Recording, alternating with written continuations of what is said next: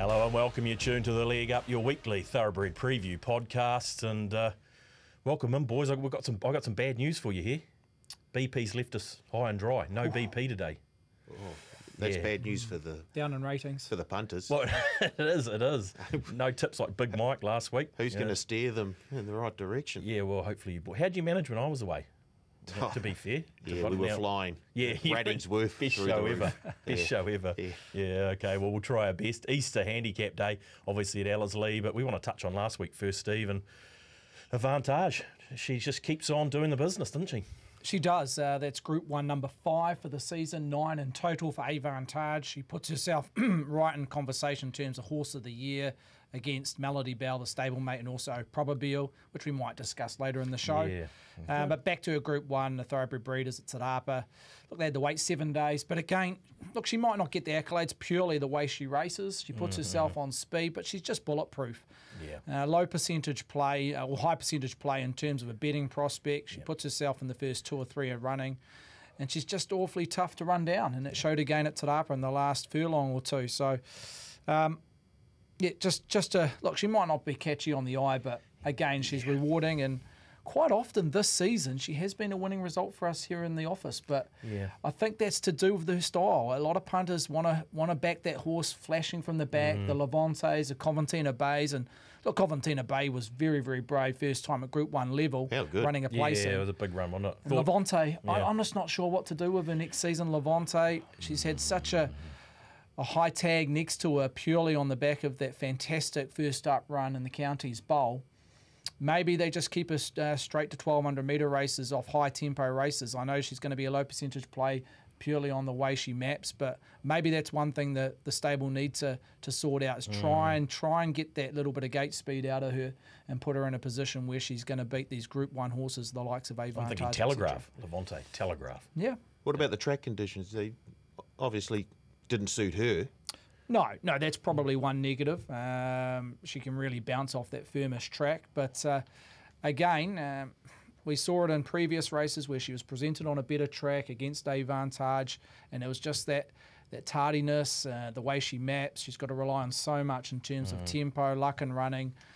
Yeah, but I'm just not sure where her distance goes next time, next season. But you saw from the comments from Danielle Johnson, though, Steve, around Advantage, you know, she's got a real soft spot for the horse, probably for those reasons that she is just does everything. She's sort of push button. So obviously her connections absolutely love her just for the same reasons. Oh, you'd love to own a horse like that. Yeah, wouldn't you? Yep. She takes the stress out of your life in terms of the map. She puts herself in the first 2 or 3. Even if she's drawn wide, she's got that tactical speed to come across, and then she can learn to settle off a moderate tempo, high tempo, or strong tempo regardless. So, like I mentioned, she's bulletproof, and that's why she continues to win these Group 1s. She's just superior, and 5 Group 1s, it's going to be hard to knock her in terms of a conversation around Horse of the Year. But yes, we'll bring that up later. We might get to that as a conversation. And Danielle does have a great association with this horse, because I think Danielle rode her in her first Group 1, the size, back as a 2-year-old on the back of the Karaka Million. So it's been an association that's been together for, 2 or 3 seasons. While we're on the subject of Tiako, we've got a special market out there for punters to jump on. Yes, you've seen that. Jamie Richards' total number of New Zealand wins for this season. He's already got the record, hasn't he? He has. 47. And we're almost towards the end. We're towards the end of April now, so we've got May, June, July, just over 3 months. The market's up there. Where do you think the sweet spot is there? Where do you think he gets to? Would you be taking the $2? I think it's around $2 for 170 plus. Is that right? That's 180. 180 plus. 180 plus. Okay. Oh, the boys have got the market there for us. Look at that. Oh, fantastic. Yeah. Okay. So that sweet spot for mine, it does look around that either 175 if you want to give yourself a wee bit more wiggle room at $1.60, or the 180 wins or more. If you love the shorts, you can take the $3 too, because I'm sure they'll get to 160. What else have we got, Steve? Babylon Berlin was very good last week. She did the business. Yeah, 3-year-old 1,200. She just led, controlled the race, managed to take a soft sit in terms of sectionals between the 800 and 400, which she didn't do last start at ELLERSLIE when she was beaten as a red-hot favourite. But look, that was the Breeders' prelude, you could so call, heading towards the Breeders next week at Tarapa, and she'll be a very short fave unless there's some other directional horse that puts himself or her in the mix in terms of a nomination. But look, the only one knock on Babylon Berlin is that she's yet to win taking a sit, and she can be one-dimensional. She loves to ping herself out of the barriers, get to that leading position. All 3 wins she's been leading. So the higher she goes up in grade, obviously there's more pressure early in the races. Can she be adaptable? Well, she'll have to be adaptable as she gets older. Maybe not this time round, but as an older horse to take a sit. Because she can be a little bit of a sitting duck after some pressure mid-race, which we saw 2 starts ago. So, look, need I say more trialled early in the week? I don't know what his preparation is. He won a trial at Cambridge on Tuesday. Whether he nominates for the breeders or they're taking him to Brisbane, I'm not too sure. But that could be one inclusion. Don't we? We need Pops to do that. Your pocket's still full. Man barely standing after Big Mike did the business in the Hawke's Bay Cup. You and BP would have been virtually high-fiving from different ends of the country. You gave a little bit back on Royal Randwick, unfortunately. Yeah, there's a few did. Yeah. But no, went to script though, Big Mike. Gee, did well, didn't he? Up to the front, controlled the race. Yeah. Hazel rated him perfectly. And he brought that form that won him the, the Pakenham and the Moe Cup. Yeah, exactly. What a double. Adds the Hawke's Bay Cup to his cups list. Anything else, Steve, we need to touch off before we look forward for the week? I think you've got to mention More Wonder. What a career he's had from running and basically the Champagne Stakes as a 2-year-old at 1600, which we'll touch on that race later in the show. He ran the Derby, he ran in the Thorndon Mile as a 3-year-old. Look, he's gone up in trip, down in trip. I'm just not sure what his sweet spot is yet, and what is he, a 5 rising 6-year-old More Wonder, but he did the job, opened 1400. To Illicit, I thought was pretty brave considering she needed the run. The stable made that clear on Saturday. Gee, Roger, did he what? Yeah, he made it clear that she needed the run, and it was a gallant third. She had the run of the race to get the split late if she was good enough, but she'll be a big beneficial second up to Illicit. But again, More Wonder. He can do that. He's got the ability, we know that, but he can be a bit in and out. I've been on that train too in the past, More Wonder, and I just missed it on Saturday. Paid double figures too, didn't it? Not the only train you've been on. Yeah, and missed. Yes. Righto, boys. We better look forward. We're going to look at an extra race because we haven't got BP, because he takes up a lot of airtime, BP, didn't he? You know, he's all that knowledge. He's the fountain of knowledge, isn't he? Exactly, and we need his selections because they're not half bad. We've got his selections. We're going to touch on the later in the week, though, first, because in BP's absence. Even though he's not here. He flicked it through, did he? Yeah, he did flick it through. Where are we going, Steve, mate? I think it's up to Ruakaka. Yeah, BP went up to Ruakaka. You see the horse there trailing. The winner, I've got to do it my way, in the maiden 1,200 metres. Look, she was making her debut here, the individual, on the back of winning a trial for Kim Knight. Look, Kim Knight has a small team, only 7 horses. She does a great job when she presents her horses on her home track at Ruakaka, but it just came off heels at round about the 300-metre mark and finished over the top of an impressive Max Schmel, who had to do all the work coming across from a wide gate. So I think you can follow the first 2, and even the third horse is lightly raced local for the Gibbs team in Diamond Girl. Got back and ran the best late sectional splits in terms of 6.42. So I think the top 3 you can follow, but I've got to do it my way for Kim Knight, small team, and a job well done first up. Yeah, it was impressive. I've got to do it my way. I was just going to say, well, turn me loose. No, I thought it'd be by turn me loose. Yeah. For our older listeners, they'll recognise what that means. Love a boy, Exactly. turn me loose. Oh. Got to do it my way. Yeah. Anyway, we better move on. It's by super easy, so that doesn't even stick. Race number 2 at ELLERSLIE is the first one we're going to have a look at, gents. And that is the VRC Trophy Open Handicap over the 1,200 metres. Relatively small field here, Steve. Yeah, Rivaducci just stepping up in grade, a rating 75, winner last start, stepping up to open class, $2.80 top line, in front of Manrico at $4. New York Jazz, the stablemate of Manrico at $6. Shares that third line with Cyber Attack, who's first up, well supported, including a $500 bet at $6 for the Tony Pike stable. Crystallise also first up at $7.50. Double figures around Princess Rihanna at $11. Mactomb first up 16. Sweet Clementine also first up at 23, and Ronki at $34. Good to see Lisa Allpress riding up at ELLERSLIE. But overall, best bet runner, Cyber Attack, and that third line at a $6 price. Okay, Cyber Attack first up. Any initial thoughts here, man barely standing? I see we've got a rating 74 Galloper as the $2.80 opening favourite. I can got BP selections are sitting next to me, but we'll see if they marry up. What are you thinking, race number 2? I don't mind the look of New York Jazz. Meets Manrico here 4 kilos better off than last time out when finishing third. I think that was around 3 weeks ago. Has been a while since. Between drinks, is Yes, that what you're yes. saying? Yeah. But I do take a lot out of that last run. Not the last run, the second to last run went third. At Ellerslie. Yeah. Yeah, so I'm very, very keen on New York Jazz. Yeah, okay. Nice bit of each way. Well, what's the map sort of telling us here, Steve? Because it's quite important over the 1200. Where Yeah, there's solid sit? tempo. Manrico, I love it when Manrico puts himself in the first two. That's where he's showing his best form, his best ratings. We saw that last start when he was right on the back of Babylon Berlin, making sure Babylon Berlin didn't get any soft sectionals mid-race. She's been a subsequent winner, as we've already touched on the show last Saturday at the Tarapa. So that form's stacking up at Manrico.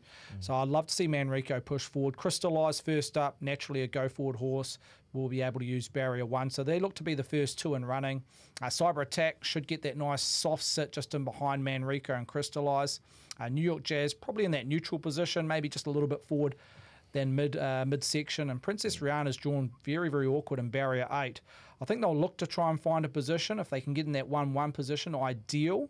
But I'm just not sure it can get there with New York Jazz looking to find that extra or that exact same spot, and New York Jazz is just drawn inside Princess Rihanna. So that's the tricky one. Araviducci will get back in the back third, Maktoum get back, Ronke probably last with Sweet Clementine, but overall just moderate tempo, Manrico Crystallise. What track are we playing on here? We've got to touch on that. Are we in the slow range here at Ellerslie, or that's what we're predicting? You're currently slow 8, yeah. A few showers Friday. Today's okay, and race day seems to be okay. So hopefully no worse than a slow 8. Yeah. Potentially, at best, we might be around that dead 6 range, but between dead 6 and a slow 8, which it's presented right now. Yeah, because Pops has got Crystallise on top here, boys. First up into this, man, barely standing. What did you have that in your mix? I see it's won a couple of times first up. It has, and I didn't have it in my mix, so right. yeah. Doubled my bet. Thank goodness BP sent some good oil through. He's a good horse, Crystallise on his day, Steve. He can be a fraction hard to catch at times. He can. I liked his trial. He finished, 6 of 8 in a trial. He was untouched down the straight, so on paper 6 of 8 doesn't look that flattering, but the trial was very good. Considering he wasn't pushed out. As you alluded, he has a good first up record. I'm just thinking with that horse, he'd want the track to stay at slow 8 and no better. Okay.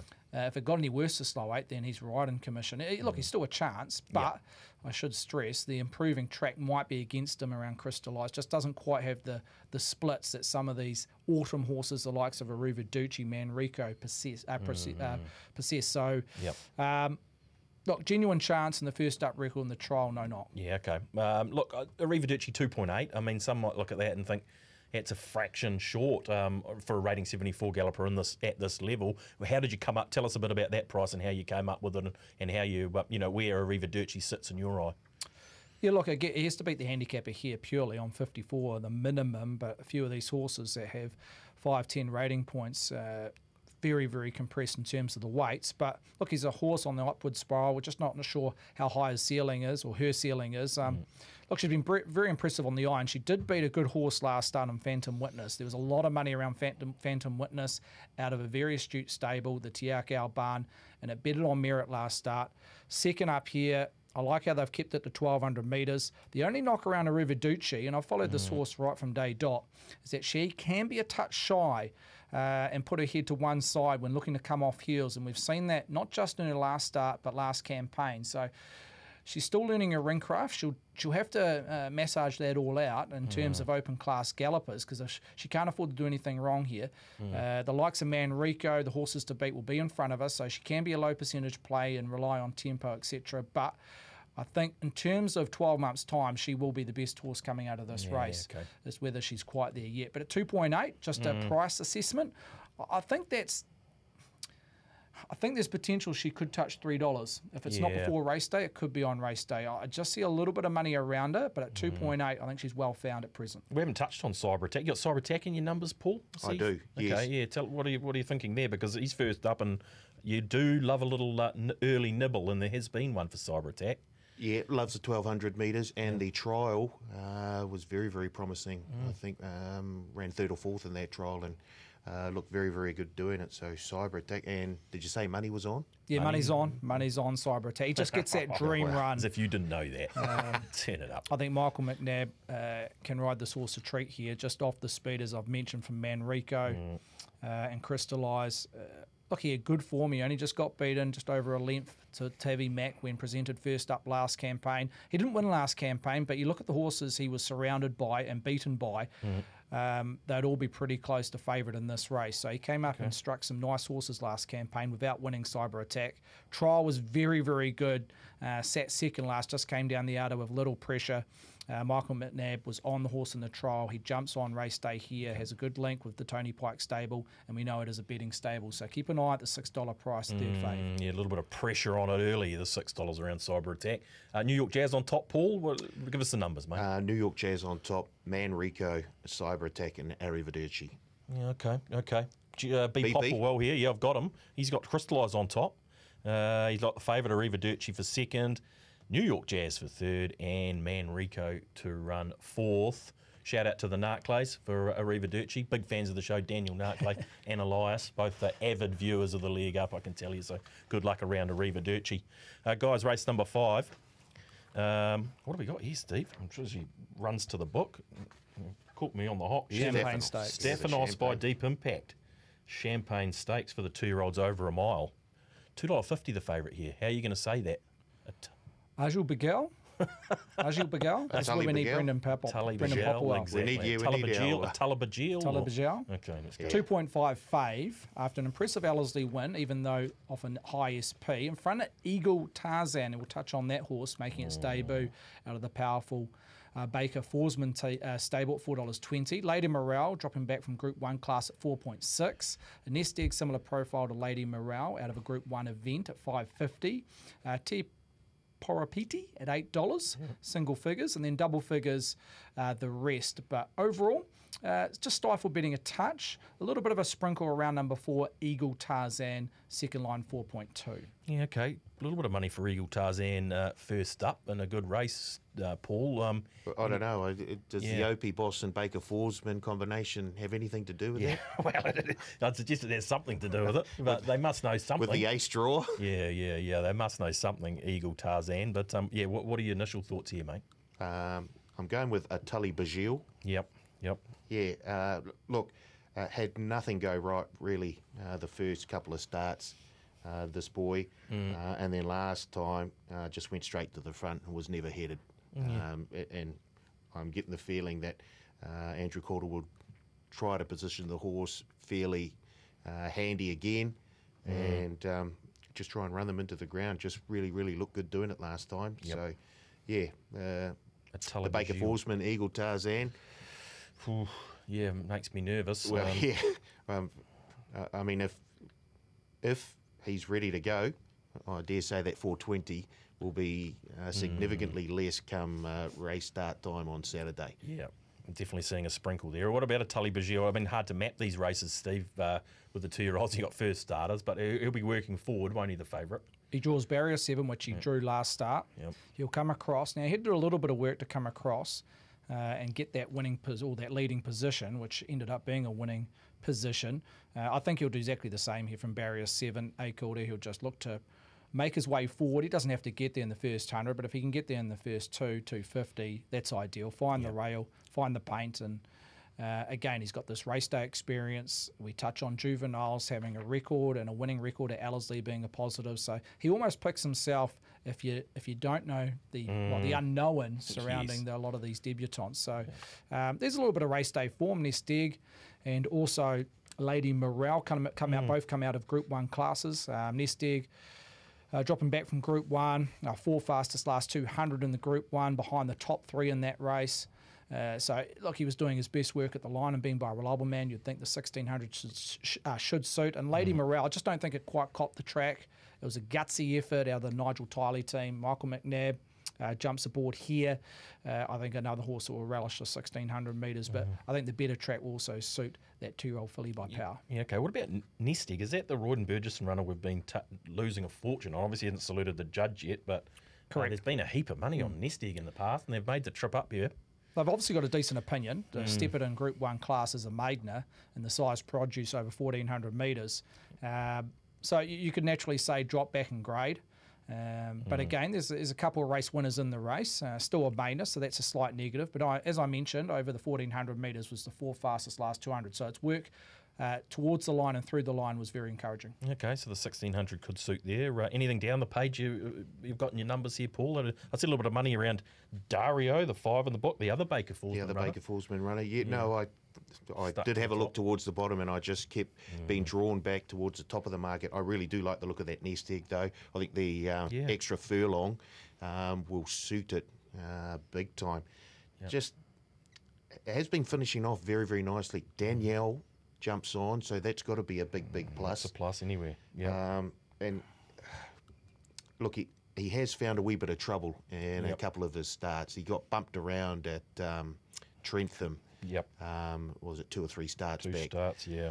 Yeah. I just think he's still growing into his body, I guess, and I have followed. They don't put the money on for no reason. No, exactly. So that's what I'm thinking. Yeah. I've been tempted before, and you're telling me you might be tempted again. I'm reluctant to just let him go. Right now. Yeah. You've been tempted in the past. Yeah. Well, I'm going back to the well again. Could happen again. Eagle Tarzan. Steve, what can you tell us about that off the trial? Because he's obviously riding commission here. I mean, the Baker Fallsman Boston factor obviously is factored into some degree. But what about the trials? There is. There's a lot of things going for the horse. Firstly, with the stable, they've won the last 2 editions of the Champagne Stakes. Quick Thinker, Ribera just going back. Obviously, this wasn't run 12 months ago with COVID.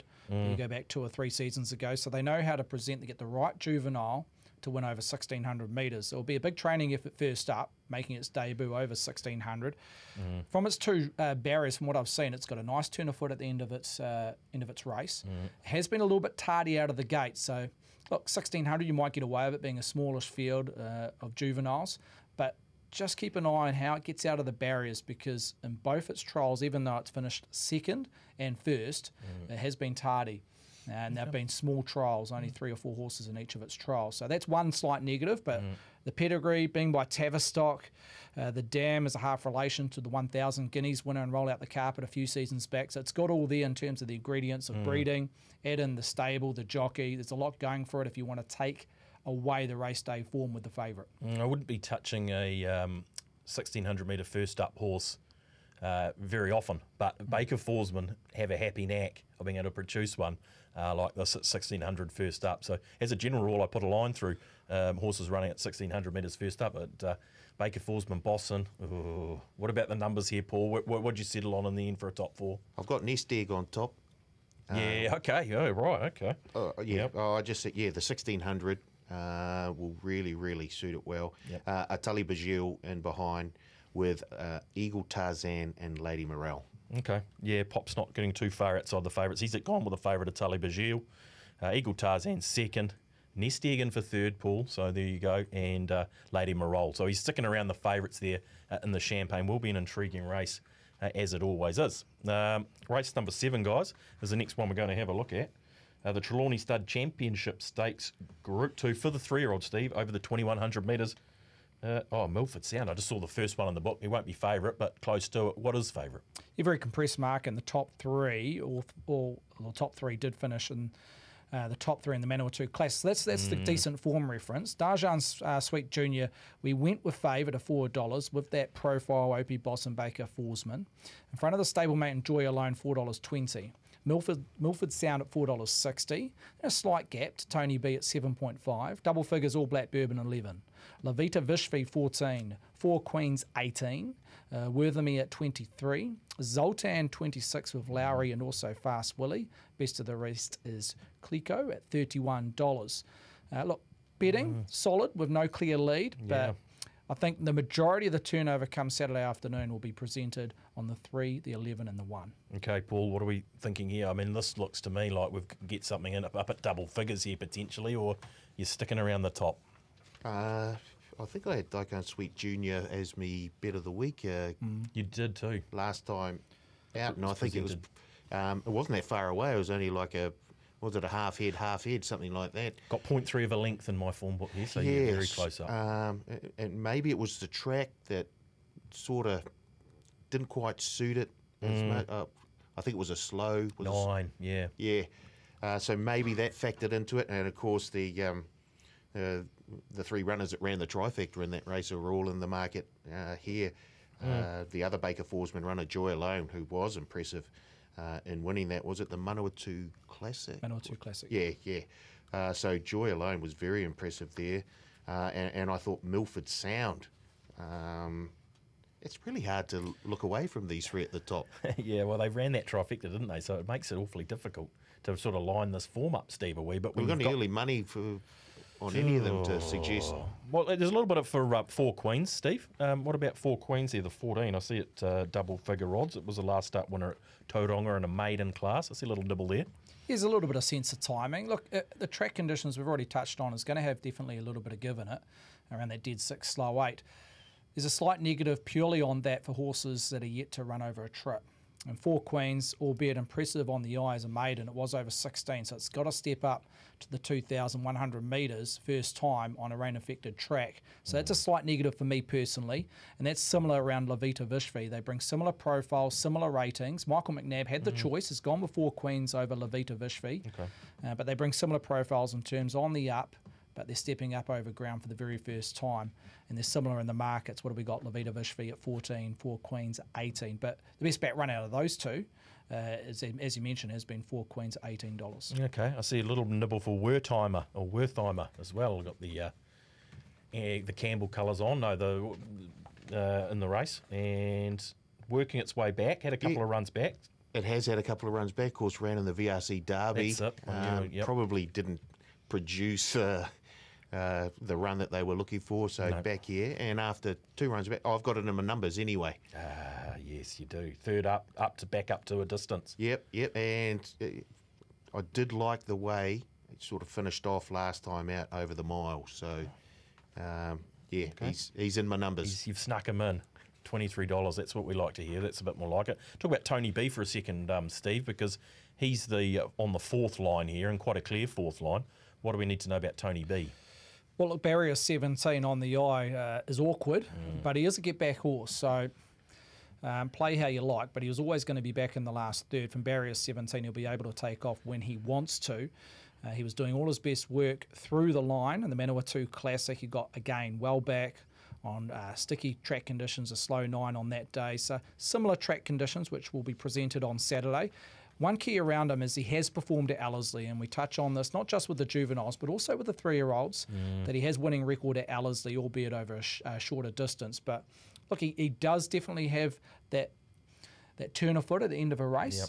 Even though it's a mile and a quarter or just over a mile and a quarter, he still has that turn of foot. So he's definitely a winning chance, but you just go back to that low percentage play purely on the mat. Yeah, okay. Back out there at $7.50. All Black Bourbon, he's also been a favourite of yours, Steve, in the past. The money was on at Mudda last time, and I think I might have had a bit of mine on it as well, just from memory. Yeah, just not keen on the platform heading into this race. It just seems a little bit of a rush. He's on the quick back up 7 days, which I don't mind on a rain-affected going, but he is stepping up from 14, 16 on the quick back up to 2-1. So again, he's first time over a distance. I think he'll get there in time. Just Saturday, I just want to take that slight knock, just purely on the platform. But look, you weigh up the 2 favourites, Milford Sound, and also Joy Alone. Yeah. Both those horses were having their first time at Manawatu over a staying trip, where Darjan Sweet Jr. was having its 4th run over 2,000 plus.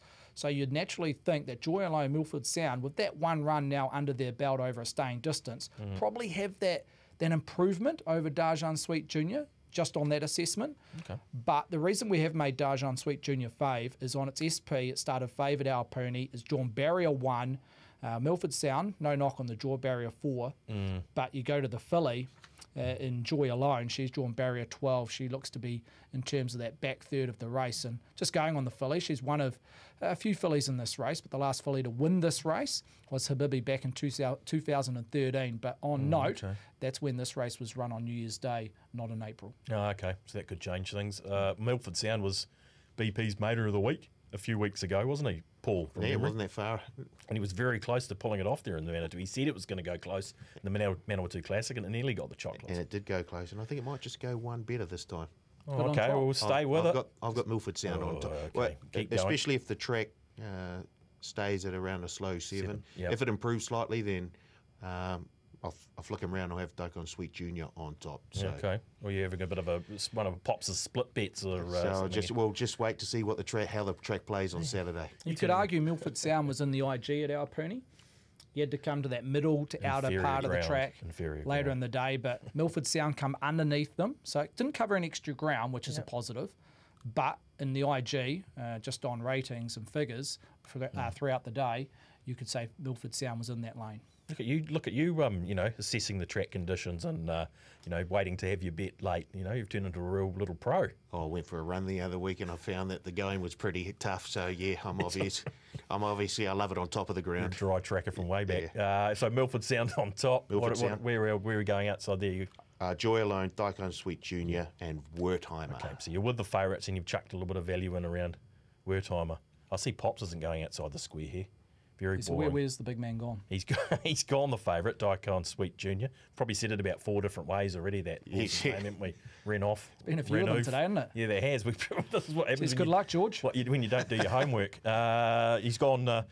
Milford Sound second, his old favourite. Joy Alone third, and Tony B. He's gone the 4 favourites. Not quite in order, but very, very close to it. Wertheimer. Fast Willie. Just before we do move on, I thought a few starts ago we were talking up Fast Willie as something special. I see he's out there at $26, Steve. Yeah, I'm willing to forgive his last run purely on really testing heavy 11 track conditions. When went out a very, I think he was almost favoured that day. There was 2 or 3 within $4 or $5, so it was an even field. But he was up against older horses on that occasion. Back to 3-year-old company. He's had a run over ground. He won't be in. Wouldn't be on my ticket. Okay. But I know the stable have a little bit of ability around the son of Tiafielo, and 2,000 metres we might see the best out of him on a better track. I just have a little bit each way on Fast Willie. Give him another chance. Guys, race number 8 on the card. I'm going to say the Manco Easter Handicap Group 2 over the miles, Steve. Who heads this market? Marcus Aurelius, and gee, what a progressive type he's been this season. $2.25 we've posted and heavily supported at that mark. Yeah. In front of Red Hussa, $6.50 out of turn is $7, quite soft initial stages. Second best back runner happens to be number 4, Demonetisation. We put up $11 on Wednesday afternoon. That was quickly snapped up, including a $300 win bet to get its price into $9. Moroni 11, Gio Severini 11 out to 12. La Castel, stablemate of Demonetisation at a $14 price. Go Nicholas 16, Crafty Jess, Chasu Bell, Irish Girl 17 each of 3. Hussa Bro at $34 best of the rest. But overall, Marcus Aurelius, best back runner, punters pretty keen and acceptable at the $2.25. Second best back runner, Demonetisation. Gee, this horse is flying, Paul, isn't it? Marcus Aurelius. Very hard to look past it. Jeez, it is. Stepped up to open grade last time for the first time, and Gave him a spanking. he did. So you can understand why the boys have got Marcus Aurelius on top. He looks well placed in the big handicap, but he looks reasonably well set there at 54. I think he's got. Steve, he's well in there at that rating, isn't he? He is, yep. There's no knock in terms of where he sits in the handicap race. Marcus Aurelius with 54 for a rating of 88. What a progressive type. He'd have to be one of the most improved gallopers this season. Yeah. We talk about just over 12 months ago, he was winning his maiden in March. He's won 5 races as a whole this season, starting back in October. So he's just gone through the grades. He was still a 65 rater in October, and he's looking to take out a Group 2 as a warm favourite, Marcus Aurelius. Yeah. Danielle Johnson jumps aboard. He's drawn barrier 10. I think they'll look to go forward initially from that gate as they did last start, try and get a slot in the first 3 or 4 around Marcus Aurelius. Look, $2.25. We've had a $1,500 bet at that mark. Yep.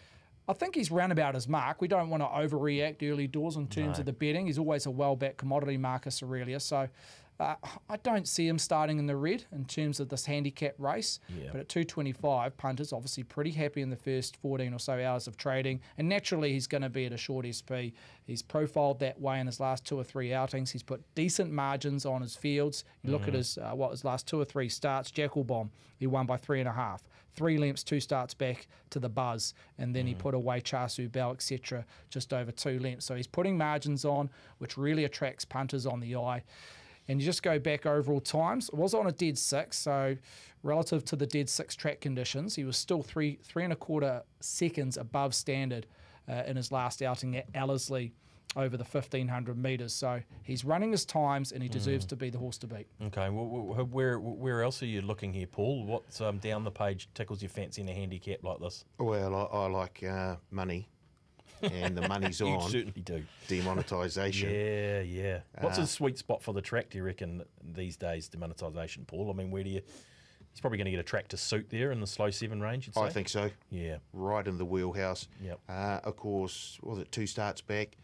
Finished in front of Coventina Bay, and we just saw her run Avantage all the way in the final Group 1 of the season. So, and with the money on, that has to give you a wee bit more confidence that someone out there also has that confidence. So, yeah, demonetisation definitely in there somewhere, and just needed that blowout last time. Yeah, what do you think? Second up improvement, he just put a line 100%. through the first run. Yeah. Oh, just the race shape was totally against them. They ran 109 and change over 1,200 metres. They just went too quick.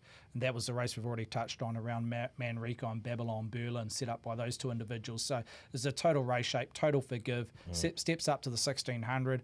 He has had some really good figures around 1,600 at Ellerslie, 4th in an Easter 2 years ago. Obviously, this race wasn't run last year. And he's also won an Auckland Guineas as a 3-year-old over 1,600. So here's some nice figures around the mile at Ellerslie, demonetisation. And in between runs, in the interim, he's had a jump out early in the week, ran 3rd just to keep him up to the mark, because stepping up from 12 to 16 is no easy feat. But obviously, the stable, Nigel Tiley, knows this horse out of the back of his hand. So at $9, I think $11 might have been a touch of value just looking back on it, because we just know his class. You've got to back the judgment of the trainer and the stable. Second up, 1,600 looks a nice little sweet spot. I see Maroney on the quick backup, Steve, after the win last Saturday. It was impressive, albeit in rating 74 grade, Maroney. You're not perfectly situated in terms of the conditions of the race. You just compare him to the favourite, Marcus Aurelius. There's 8 rating points between those two. On that, you should be giving 4 kilograms to Marcus Aurelius. Maroney's only getting 2 here in terms of the weights. He sits on the minimum at 52. I think there's around about 10 or 11 horses that sit on the minimum here, so it's very compressed, the bottom half of the field in terms of saddlecloth. But I'm willing to take a little set against Maroney. Just hasn't got the figures. He only won last Saturday in a rating 74 race. He's up against genuine open class gallopers here. So at $11, willing to take a set on the Baker Forsman runner. Speaking of older gallopers, Paul, Gino Severini, It'd be Nicholas. neglectful of us if we didn't mention Gino Severini with BP Knott in the room. Exactly, he wouldn't like it, would he? No, and I'm sure he's got it in his numbers somewhere. Yeah, let's have a look. What did we say? Gino. Gino. Yeah, he snuck it in for 4th. Clever. He snuck it in for 4th. Oh, I guess the draw, first of all, out at 11. So what are they going to do? They going to try and push forward or find a sort of a spot, one out midfield? Yeah.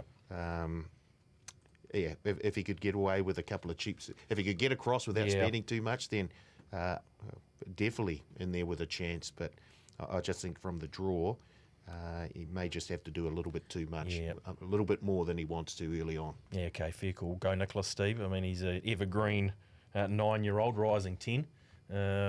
This is the sort of race that would set up for him, and only on 56.5. His best ratings is at the 15/1600 metres, whatever way you want to look at it. He goes back to 1600 metres. He's been contesting over 2,000, 1,400. He's been up and down like a yo-yo this time in Gino Severini. One of his better ratings was in the Eagle Technology Stakes, albeit that was set weights and penalties when he carried 55.5. Here in open handicap, he's carrying 58.5, so a slight knock in terms of being second top weight here and behind Roger that. But blinkers go on. He will need a little bit of luck. There's a bit of pressure underneath him. Irish Girl will go forward. Hussabro, Go Nicholas. All horses that are drawn outer of Gino Severini will make a genuine speed early doors. And Gino, he'll just need a little bit of luck. He'll try and come across around where the favourite is, Marcus Aurelius. If he can find us a little bit of cover in the first 4 or 5, then he's a chance. But 58.5, I just like a few that are placed down in the weights. I see you got Red Hussar right in place, Steve. Second favourite, in fact. What are we thinking there? It probably just looks like a tricky race to have found a second favourite in some regards. Yeah, that's the key. If you want to knock the fave, where do you go? And in no way am I confident Ren Hussar will start fave at a $7 price. I know the stable have worked back from the Easter. They've targeted this race months in advance around Red Hussar. So it will be no fluke in terms of the stable if he can do the job. Is he good enough? Again, he sits in that Maroney form line. He just doesn't have the hard figures, but he has a lot of upside, and that's what you're backing him on in terms of potential rather than what he has performed in terms of some of these open class gallopers. Okay, one other horse I quickly want to touch on here is Liquor Steel, because I just can see out of the corner of my eye that Pops has it in his numbers, and I know you thought that maybe Liquor Steel was a bit of a chance, maybe until you saw the barrier draw. Oh, the draw. I would have been super keen on this horse if it drawn a gate. Barrier 15, they'll have no choice but to go back on La Castelle. I love what she produced first up over a race shape again, a bit like demonetisation. They ran 109 and change, just didn't suit La Castelle. Any horses that sat midfield or worse. She recorded the fastest last 200 in that race in front of the likes of Maroney and Babylon Berlin, and her work through the line was very eye-catching. That's what Brendan Popplewell would have spotted. There's no doubt about it around La Castelle, but the draw, barrier 15, she'll have to be superior and she'll have to pass the majority of horses down the Ellerslie straight. Yeah, okay. Okay, give us some numbers, Paul. What are you settled on in the Easter? Oh, I've got the favourite on top, Marcus Aurelius. Demonetisation in behind. I'll throw in Gino Severini in just for beef, just in case BP did it. He did, yeah. You're not looking stupid. Yeah. And I've got Crafty Jess in there as well. Gets a better barrier draw than last time out. Had to do a wee bit of work and was finishing off nicely. So Crafty Jess in there somewhere. Pops hasn't got the favourite on top. Who's he got on top, boys? Have a guess. I'd say the demonetisation. Correct. I'd say he's got the Northern Mail. Unfortunately, it doesn't reach us here in Petone quite often, but not as fast as it gets to him. Spot on demonetisation. He's found the early mover 11 into 9. He's got Liquor Steel's second selection in the race. Marcus Aurelius for third, and then he snuck his old mate Gino in to run fourth. It would have been interesting to see which angle he was playing on Marcus Aurelius. Is he just taking a knock on the horse's ability? Or the price? I'd say more the price. I think he's looking at a little bit of value here, BP, and $2.25 might be a bit short. If it was presented closer to $3, those selections might be a bit different. Yeah, okay. It's a fair call. Yep, he's $11. He probably thought the $11 around demonetisation worth in each way. That's probably what he's telling us there, I'd say. We didn't touch on Crafty Jess, Steve. As Paul said, better draw. She's good enough to compete in a sort of a race like this, isn't she, I think? Absolutely. I think the sweet spot is on a slow track, so if it can hold up around that slow 7, slow 8, that's ideal for Crafty Jess. And again, I love the 7-day backup on a rain-affected going, even though it's early in its preparation. And Darren Dennis, he's riding very well in the minute. The last 2 weeks, he's had a few wins next to his name, Darren Dennis, so no knock there. Barrier 3, pretty easy horse to ride, just sit off the tempo. No knock at a nice each way quote, possibly a 1x3 play at $17. Yeah, okay. Righto, guys, we better head down to Rickon because there's a nice day's racing there. And we want to touch on a couple of races. We're going to start in race number 7. That's the War Step. And Jeepers Creepers, Steve. Talk about come out of trees on a Wednesday afternoon. They found a good thing here, haven't they? Not short enough. Not short enough. I think it was $1.65. $1.65 on opening. Said, was thank you very much. $10,000 bet that we accepted? Straight off the bet, $1.65. Ran about 30 minutes after opening on Wednesday afternoon around the daughter of Zavabila Tissue. $1.65 into $1.60 for the War Step Stakes. In front of YOLO, $3.90. Just brings a different form line to what a Tissue's been meeting in its last 2. Exquisite Pearl, double figures 11. Show me how it's done at $13. La Power 16. King Cougat at 19, or Kitty Cougat at $19. Town Crier for the Roy and Burgesson stable, again coming down from the north at 23. Best of the rest is Gone with the Wind at 26. But clearly the best back runner, and it basically is, it's one-way traffic around a Tissue. That's not just the only bet we have accepted. At $10,000, we've had a number of $200, $300, $400, $500 bets around her, and $1.60. Yeah, I don't think that price has stopped in terms of tumbling. No, I don't think it'll get any longer, Paul. I'm having a look here on my screen, and I'm struggling to see another $1 invested outside of a Tissue. Right. So it's a Tissue, and do we move on? Well, maybe we'll try and give it a little bit more time. What do Pop say? Find a few for the multiples in the back end, the first fours and the like, you know. Yeah, fixed odds exotics. Exactly. Now you're to talk like a TAB man. That's the way. I mean, tricky. She's given most of these a hiding, really. I suppose YOLO's is the wild card into the mix. She's come. She saw and she conquered. Yeah. I just can't. I understand the why the money has come early and is still coming. So obviously, we probably haven't found her bottom price yet, Steve. No, I don't think so. I wouldn't be surprised if she started between $1.40 and $1.50. The Southern Boys, $1.65 might be an early Christmas present. Look, a lot of people might be thinking, $1.65, that's short enough, but in terms of a winning percentage, it's quite a decent move already at $1.60 around a tissue, and she was just quite dominant. She's got the Southerners covered. Has she got YOLO covered? Well, YOLO has ticked that box. It's proven at 2,000 metres where a tissue's going over ground for the very first time, but the last 600, she ran 10 lengths faster than any other race in the War Step Stakes. It was just it was a phenomenal performance from a tissue on a rain-affected going. She's adaptable on better track conditions. A tissue. I'd love to see this filly go over to Queensland and run in the Oaks. I really would. I think that will be the green tick that this filly will get if she can perform and win this race on Saturday, because she ticks the 2,000 metre box, and then they can go with a little bit more confidence, stepping up to 2-4 in Queensland. So go racing, take the filly over there. We need some success when it comes to New Zealanders over in Australia. But $1.60. Bubble's open. Bubble was open at present. Yeah. You wouldn't want to go over there and get caught in Australia, though, would you? Look, she was very impressive. I want to talk about Town Cry quickly, boys, because this horse brings another angle. And Royden Burgeson's made the trip down. Tavistock out of a Volkswagen mare. Wiremu pin aboard. I see out there at $23. Just a tiny little bit of a bet on it. But what about Town Cry, Steve? Yeah, look, I think it's a progressive type. I don't blame them going down, because even with a tissue in the race, and they would have known that a tissue was going to be here, there's still black type there for the taking for second and third position, and that's valuable for a 3-year-old filly in Town Cry. She's been knocking on the door. She stepped up the black type company 2 starts back. In the lowland, she finished 7th, finished midfield and finishing 7th and behind Lana Cord. And Lana Cord's franked that form. In fact, the overall form in the first 2 or 3 has stacked up in the lowland towards the Oaks, etc. So, I don't knock them. Billy Pinn riding very well at present. So nice little engagement there.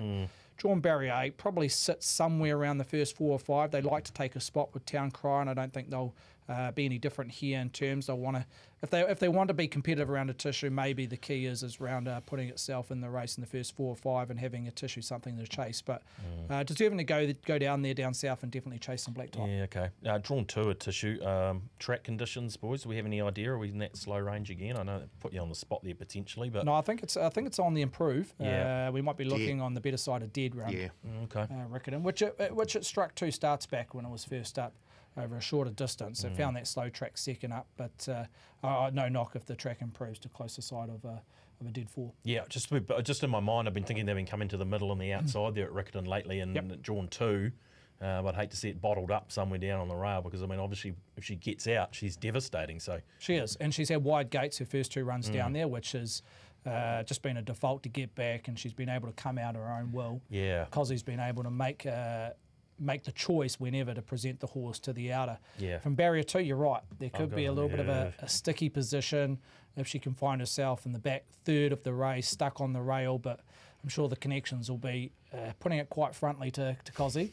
If there's any possibility, doesn't matter what part of the race, to be off the rail, please do. Yeah, exactly. That's what I'm trying to find a chink pool. This is it. There we go. There's my chink. Trapped down on the rail, YOLO pulls out the right time, puts a couple of lengths on it, and it's just all too late. That's how it can because get it's her superior. Yeah, they might just default her straight out to back, and last, just loop them, and then just loop them. There's only 10 in there. So, yeah. What do you think, Paul? I'm trying to find a way to get a tissue beat. I'm dreaming, aren't I? I think so. What else you got? What do you got behind? Show them how it's done. Oh yeah, yeah. I did like the way that she finished off last time behind a tissue. She sort of got held up as she was coming around the turn. But I did like another one who just finished off very, very nicely. So show them how it's done. I've got in my numbers. Okay. Not on top, but in there somewhere. Okay. That's in it. And Pops has gone, no surprise. A tissue. Ahead of YOLO. He's got Exquisite Pearl in for third. First favourite, second favourite, third favourite, fifth favourite, La Power. to run fourth in this year's Wall Step. We've only got about 10 minutes to go, boys, so we better get to what is arguably the race of the day, Steve, here. As I turn the page, I'm going to get it right. It's the Canterbury Gold Cup, the Coca-Cola Canterbury Gold Cup in the Group 3, headed up by a great galloper in Bowden. Yeah, wait for age, Bowden, on the back of an Alpuni Gold Cup win. Deserving favourite at $2.10. Possibly, early indication, could close in the red. But at $2.10, that's where he's trading at present. In front of Hypnos at $7. William Wallace, $9. Shadows Cast, $10. Great to see his winning form return last outing. In front of Lightning Jack the Southerner at $12. Camino Ricoso, barrier 13, and has that price at $13. Whale Song also at $13. Bronte Beach, $19. Best of the rest is Major Tom at $23. Overall best back runner is Bowden, with a little bit of a sprinkle around Camino Ricoso at double figures. Yeah, we know what he can do if he's left alone. But what are they going to do with him? Yeah, where do they go? That forward, back? Go there. They'll go back. Settled last. You think they'll go back again? Yes, I do. Yep, from that draw. Yep, absolutely. Okay. That could be the new thing. But Camino Ricoso out the back could be a new horse. He killed them last time, didn't he? Looks Paul Bowden, deserving $2.10 shot, I'd suggest here, particularly at weight for age, and the 2,000 metres going to be perfect for him, isn't it? Yeah, really, really like the look of how he shapes up here.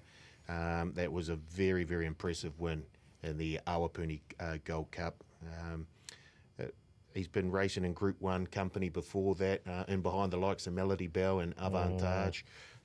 So I just think he looks the one to beat, and I agree with Steve. I think come Saturday, he'll be in the red. Yeah, okay. Yeah, well, so you're thinking a tissue Bowden double, go home. It's $1.60, $2.10, works out to be what, $3.35? Yeah, exactly. Yeah, $3.36, yeah.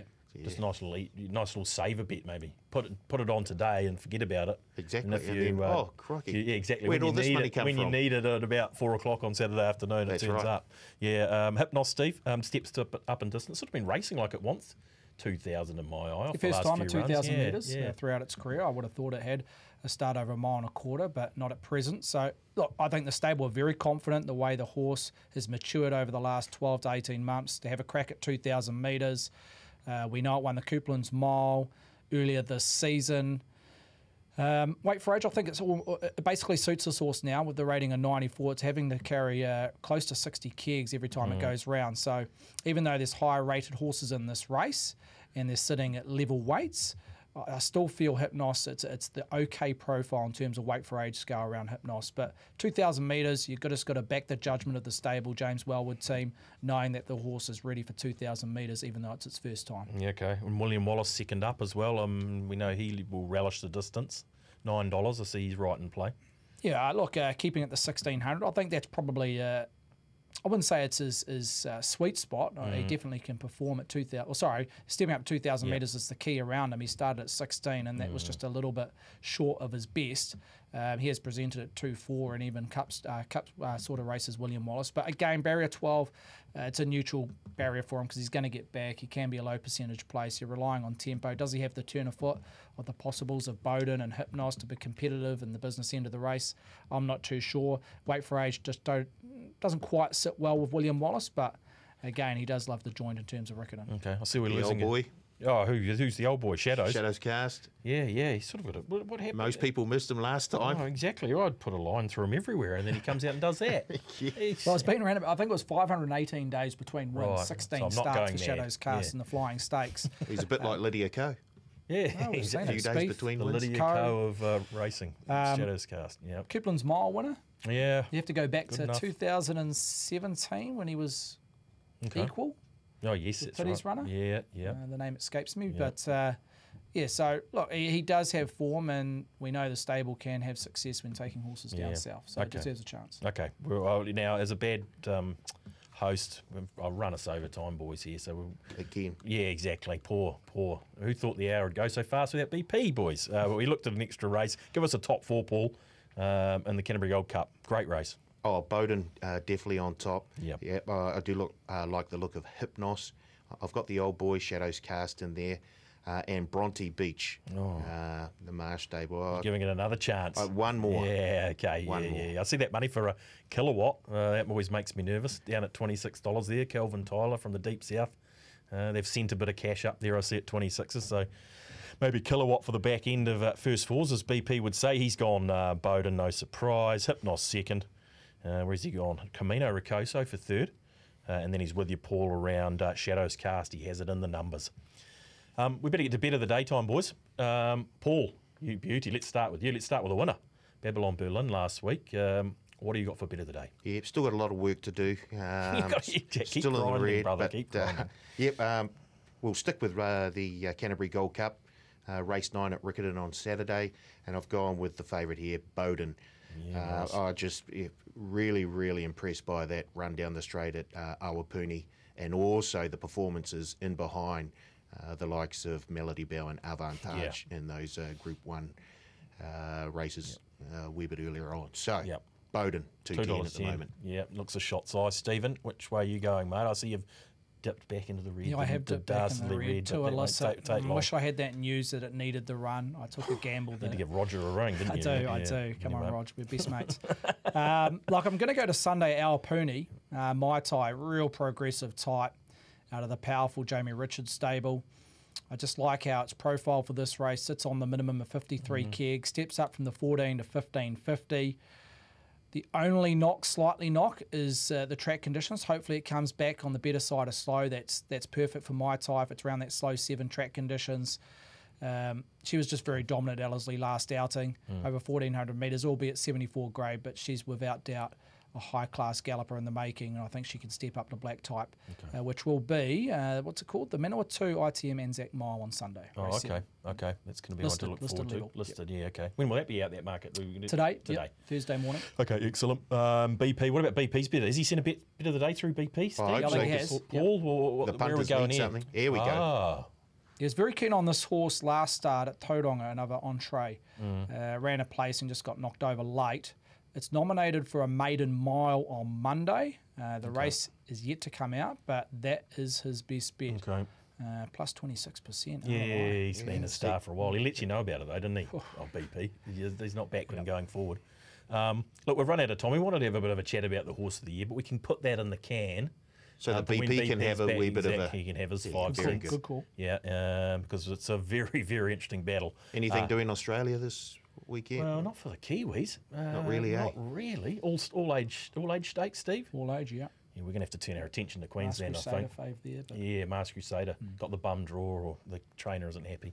Anyway, there'll be another good day's racing there in Sydney with not a heap of Kiwi interest, but still a great day's racing. But it'll be a great day's racing this side of the Tasman as well. Thank you, gentlemen, for your time. I know you'll be looking forward to seeing BP back next week, and we'll be back as well.